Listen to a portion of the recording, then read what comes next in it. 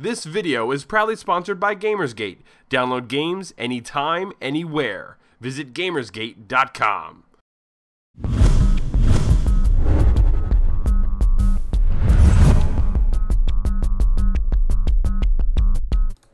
Welcome to Elder Geeks Elder Speak. Today is Tuesday, May 8th, 2012. My name is Randy Yasenchak. I'm the owner and editor of ElderGeek.com. Today in the background you're going to be seeing more gameplay footage from Port Royale 3, a series that I've never played before, but based on screenshots and a little bit of descriptions, kind of piqued my interest a little bit.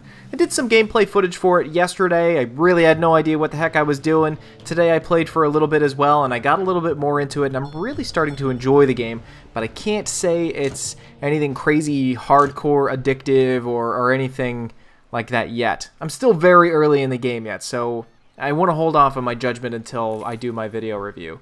I can say I'm enjoying it much more now that I know exactly what I'm doing with the game. The visuals are pretty.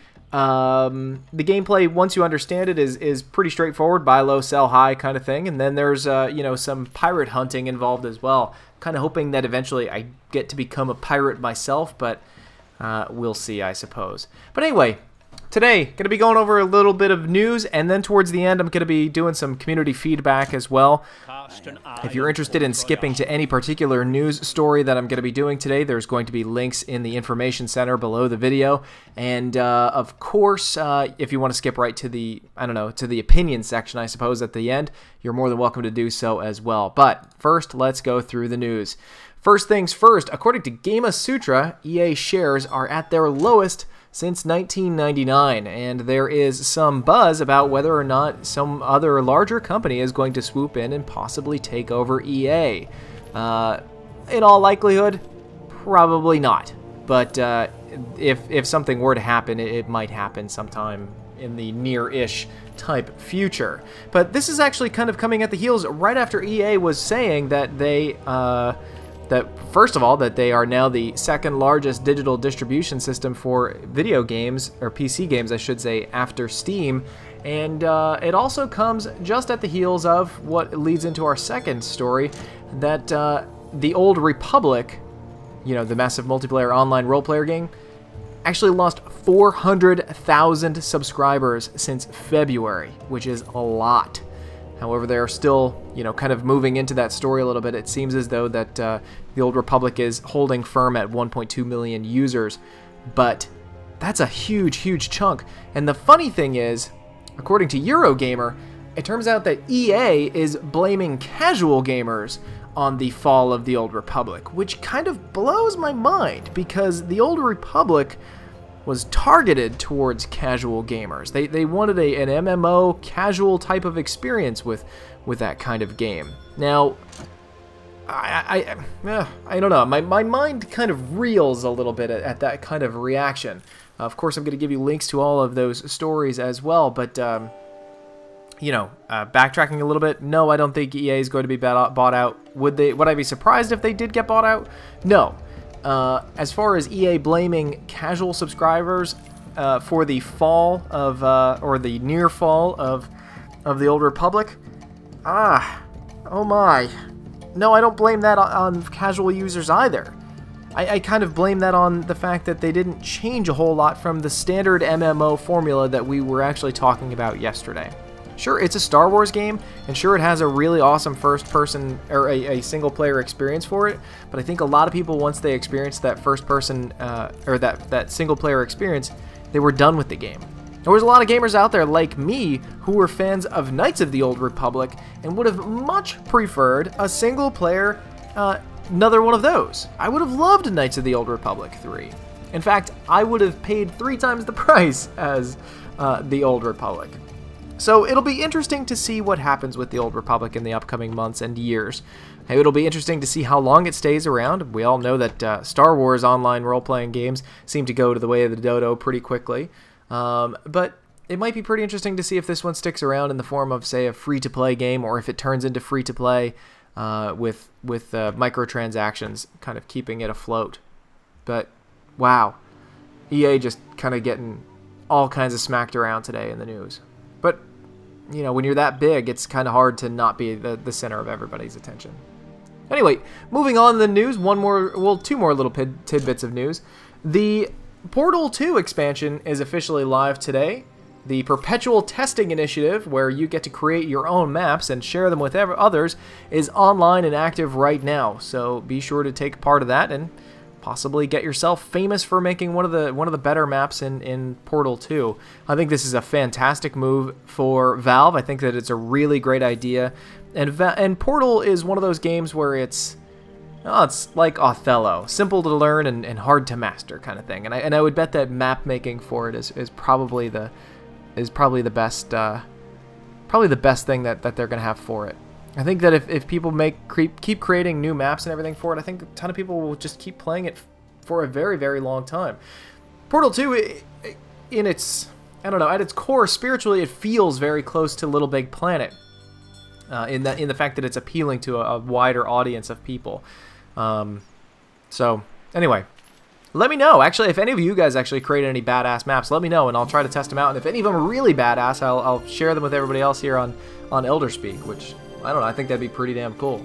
But final little bit of news today. Well, actually, that was the final bit of news today. But there was an interview that came out today on Game Informer, and it's actually from Game Informer, and they're interviewing the creative director for The Elder Scrolls Online.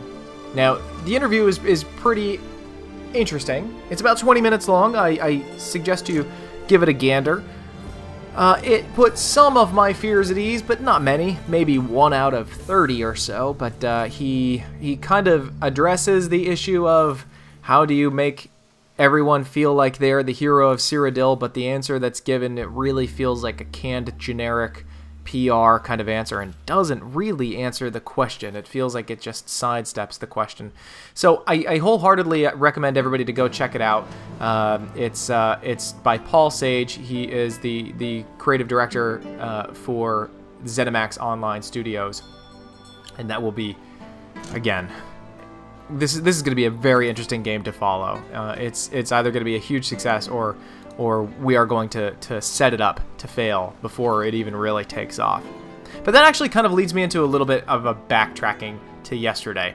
After I posted some of my further impressions about Elder Scrolls Online, I got a couple of emails, but I got one that I particularly wanted to read online. And so I got this email from John, and I'm going to withhold his last name for privacy reasons, for obvious reasons.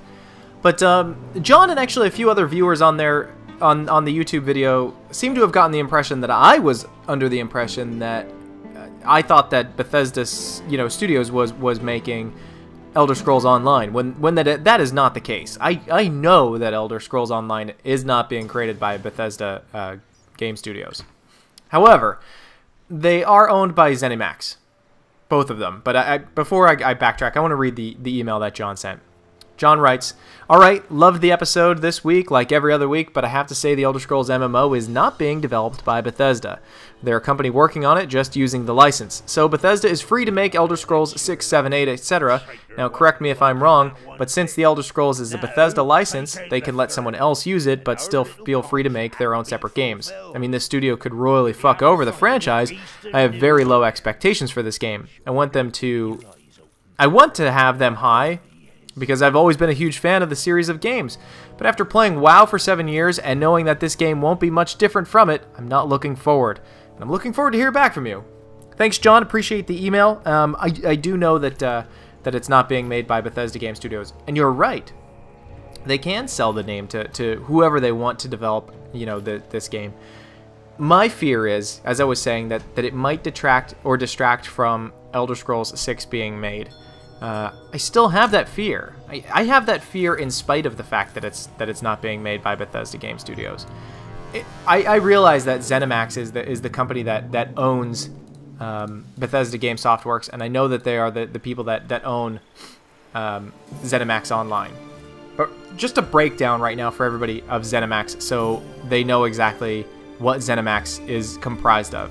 ZeniMax owns Bethesda Game Studios, they own ZeniMax Online Studios, they own Virtual Studios, they own Mad Duck Productions, id Software, Arcane Studios, Tango Gameworks, and Machine Games. Now I'll give you a little bit of a rundown of those. That sounds like a lot, but it's really, not. ZeniMax is not a huge company as some people think they are. They're becoming more popular, and they are becoming a little bit more powerful within the gaming community or within the gaming industry, but I would not consider them a very big company. Bethesda Softworks, of course, or Bethesda Game Studios, of course, everybody knows from the Elder Scrolls series, and then a few other games as well, like Fallout 3, and then, of course, the IHRA series, which were racing games, if you don't remember them. ZeniMax Online Studios is the new studio that was founded actually in 2007, and they've been working on Elder Scrolls Online since 2007, which is a long time to be working on a game. Virtual Studios, VIRTL Studios, is a ZeniMax company that makes games basically for Nintendo DS, Wii, Wii games, and the N-Gage. Not a big company. Okay, so that's throwing that out there.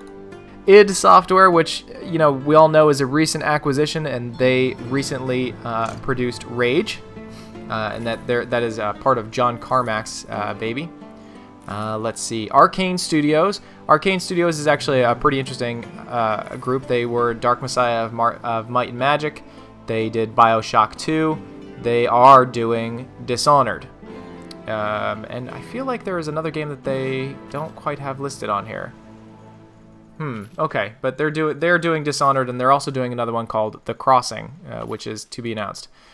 They have control of Shinji Mikami, who he is working on a new Bethesda survival horror game, and Starbreeze Studios. Okay, this is who I was thinking of. Starbreeze Studios, they did Enclave, Knights of the Temple, Chronicles of Riddick, The Darkness, The Chronicles of Riddick, Assault on Dark Athena, and Syndicate. I like Starbreeze Studios. I think they make good games. They are actually a part of ZeniMax as well. So if we look at the games that are coming up from ZeniMax, we know that id is working on something. We know that Prey 2 is on the way. We know that Shinji Mikami is working on something.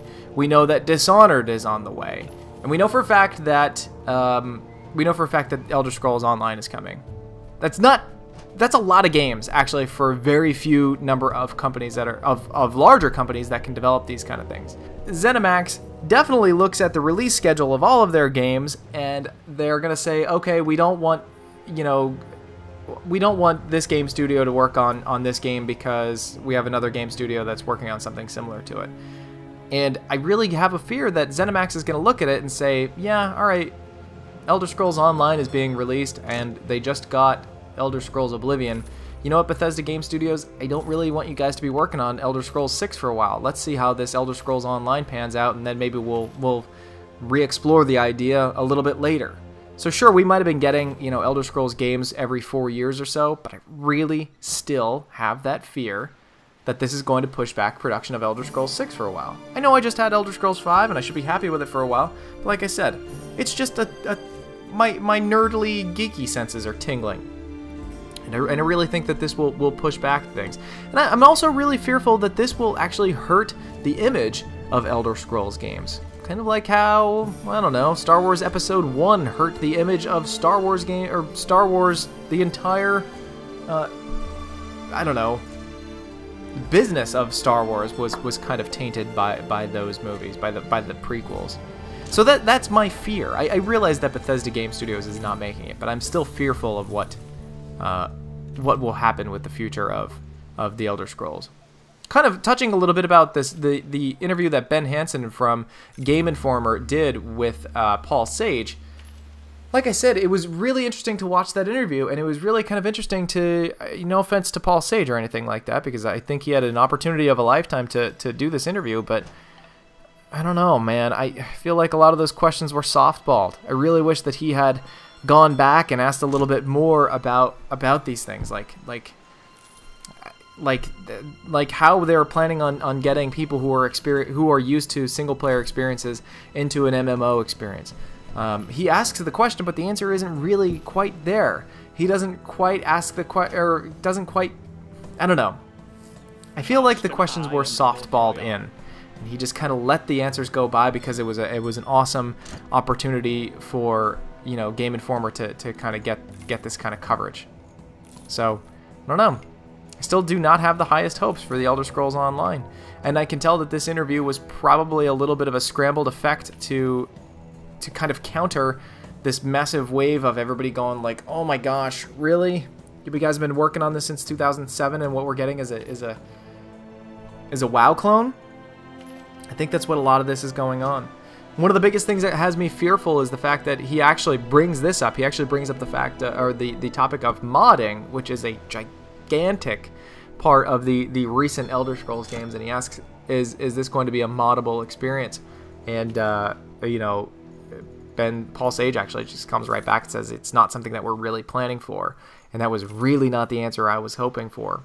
I can tell you right now, my Elder Scrolls Skyrim game, when I launch it up and play it, I think I'm running about 30 mods at the moment, maybe more. And I'm sure I'm gonna make that number grow quickly based on some of the cooler mods that are actually coming out. So I don't know. I think that's gonna be my final 2 cents on the Elder Scrolls Online for a while. I don't want to think about it until I see some more definitive stuff. Basically, I'm gonna leave it at that I'm disappointed with what I've seen so far. I'm going to leave it at that I am fearful of what this will do to the Elder Scrolls series. I'm fearful that it will damage the name of it. I am fearful that it will damage the inevitable Elder Scrolls 6 release date. And I don't know. I wish that I wish, like so many other people, that they had just taken the time and instead of doing an MMO to kind of tap into WoW's gold bucket and possibly just worked on the next Elder Scrolls game that would have worked as a single player experience, but then also, you know, you could bring in a couple of friends as a cooperative or you know, even as a group experience. In the interview, I want to say one final thing. In the interview, it was kind of interesting to say that you can play through the main campaign almost as a single player experience. It just seems to me like it might be, in those cases, entirely too linear, and you won't be able to explore as much and go where you kind of want to go and find quests wherever and do whatever quests, and still have those quests be viable for you to do at whatever level you might be at. You know, the only thing that kind of has me curious about the PvP portion of the game is he has it set up just like Dark Age of Camelot, where the realm will have battling zones, and if one realm actually captures, I don't know, or conquers sections of you know, territory owned by the other realms, then even in the non-PvP sections, those people will receive bonuses or will receive negative bonuses based on how the PvP things are going on. To kind of backtrack, if what I just said made absolutely no sense, in Dark Age of Camelot, there was a PvP realm where all the 3 kingdoms could fight, and there were relics that you could capture if you took over certain holds, and if you owned all of the relics, I believe there were 3 relics, each realm had 1 relic, and if you had 1 relic to your hold's name, then there was no positive bonus and there was no negative bonus to anybody's stats during the PvE sections. If you owned 1 relic, you know, you got a little bit of a bonus, and if you owned all 3 relics, then you had like a maximum bonus to everybody. Everywhere, PvP and PvE all received bonuses. So it kind of made it important for people to every once in a while go and play some PvP for the sake of your realm, for the sake of your single player experience, or for the sake of your player versus environment experience would not be as handicapped.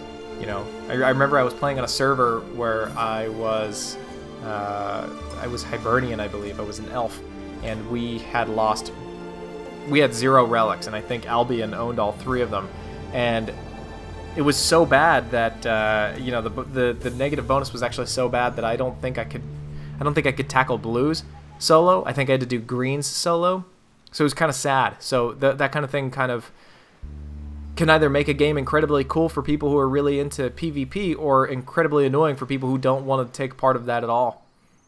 So anyway, that's that from me today. And like I said, I'm probably not going to touch on the Elder Scrolls Online for a little while after this. Thanks everybody for your comments and questions. Thanks everybody for actually sending out emails. As always, be sure to follow us on Facebook. We actually have just over 1,000 followers. Head on over there, give me a few new likes, man. And you know, also on this video, liking and favoriting the video really does help this show and ElderGeek.com as a whole find new viewers. Let me see. What else? Follow us on Facebook, Twitter, any emails, send them to info@elder-geek.com. Right now, I'm personally working on a video review for Port Royale. I'm working on a preview for another game. And, of course, we've got Max Payne 3 coming up and a few other ones as well. Awesome Knots as well is coming up very soon. So anyway, that's it for me today. Thanks, everybody. I'll talk to you all tomorrow.